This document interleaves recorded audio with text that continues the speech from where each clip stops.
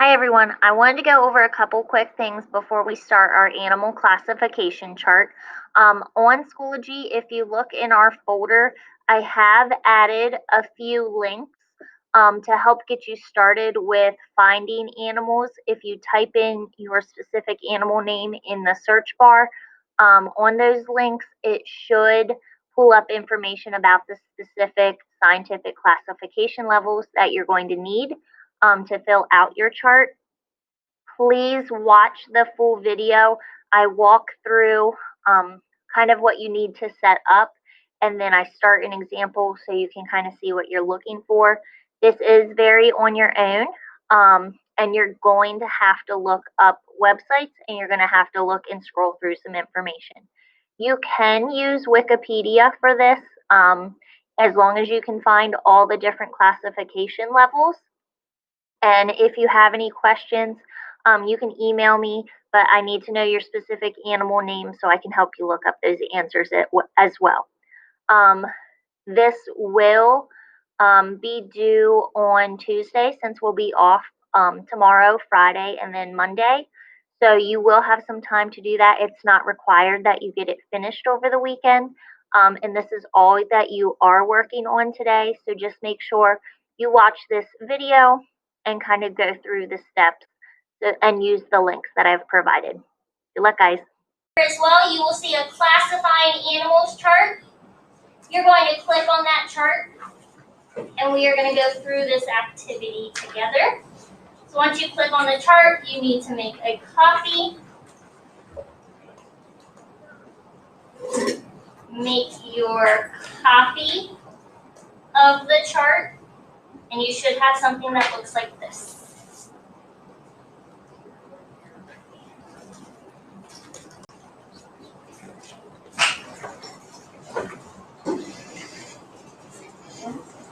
Okay, so for this chart, what we are going to do is work on identifying different levels of organization. So you're going to make a copy. You guys will get to choose which animals you want to identify, their classification levels. You do need to make sure you pick a specific animal. So you can't just look up dog. You have to pick a specific type of dog if you want to do that. Same with like a bird or like a shark. You have to have a specific species. So you will put the animal names up in this top box. And then in the domain, the nice little thing about this is that all of our animals are part of the domain Eukarya. So they all have Eukarya as their domain.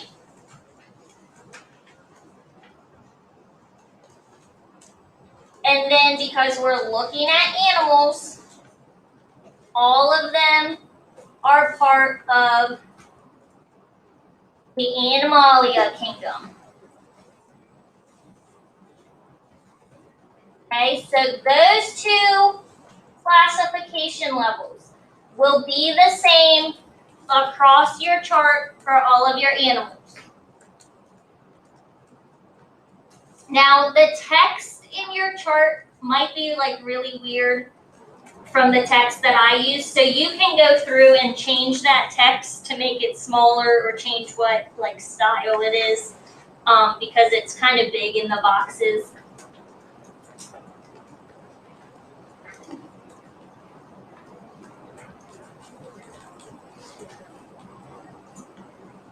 Then, what you are going to do is decide what kind of animal you want to look up.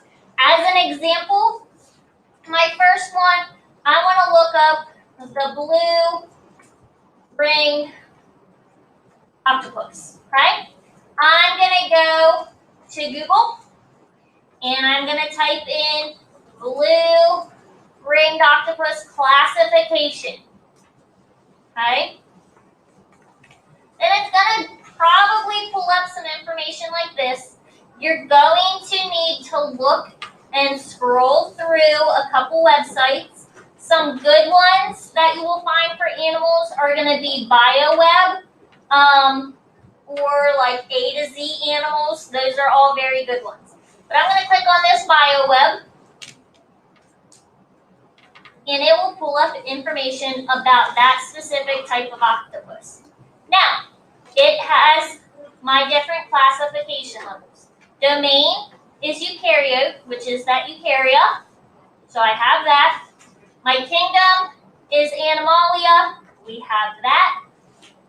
Then it tells me the phylum, and I'm going to copy that or retype it in and put that in my section and go down to the class and find that, and so on. Right, and that will give me, then there's the order. If it says something like a suborder or subclass, don't worry about that. And then my family, and then the genus you will see is in italics. And then my species. And I will fill out that chart then. You're going to do this for the rest of your animals. And then when you are finished with your chart, you are going to submit it.